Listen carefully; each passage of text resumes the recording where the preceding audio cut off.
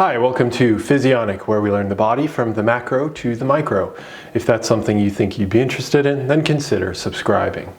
In this piece of content, we will be diving into a study investigating the dreaded COVID-19 coronavirus, and more specifically, the effectiveness of quarantine measures, as well as its incubation period and when you can expect to see symptoms if you are infected.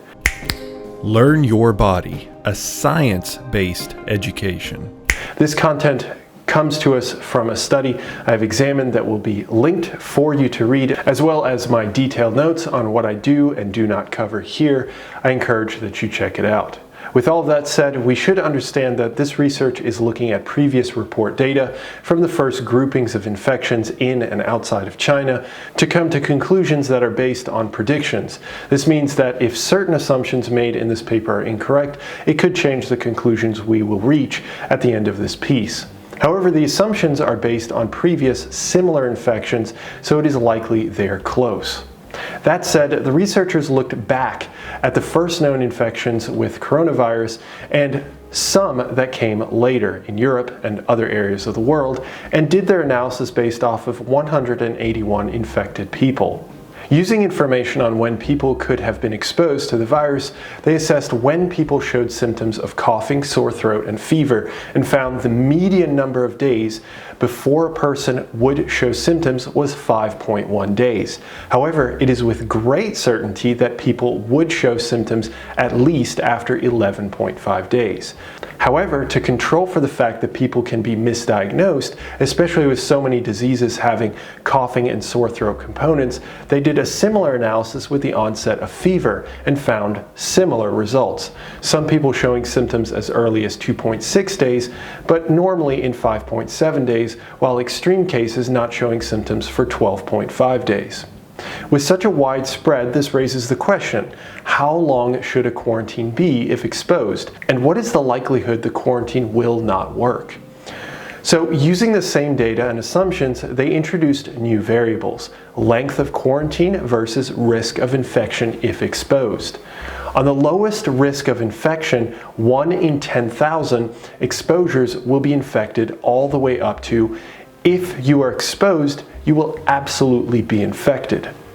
Here, reporting average risk of quarantine not working because a person does not show symptoms before the quarantine ends. With a low risk of infection at 7 days quarantine, there will be less than 1 per 10,000 that will escape detection. However, if the risk is guaranteed, the average shows 2,121 people risk escaping detection. If the quarantine is extended to a standard 14 days, the worst case scenario still predicts 101 people escaping detection. However, this could be as high as 482 people. However, if the quarantine extends to a month, the risk drops to 1 person escaping detection. This is the worst case scenario, however, and clearly not everyone exposed gets infected, so the numbers likely actually fall between the high risk and the worst case scenario. So the high risk with a 14-day quarantine shows only a 0.1% chance of escaping detection. Overall, what does this data tell us?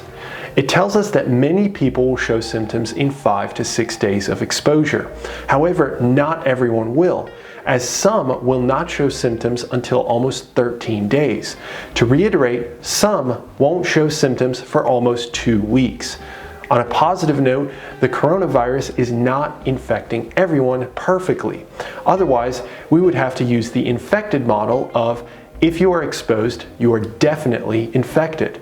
But it is quite infectious, so using a realistic model around the high-risk category does give credence to the use of a 14-day quarantine, reducing the risk of missing an infection to around 0.1%, extremely low. However, it is still possible, especially in people who take a long time to present symptoms. So, as with any virus, wash your hands with soap, and for an extended period of time, cough consciously and jazz hands your way through an introduction. And with that said, I hope this proved informative, and I hope to have the pleasure of speaking with you in the next one. Cheers.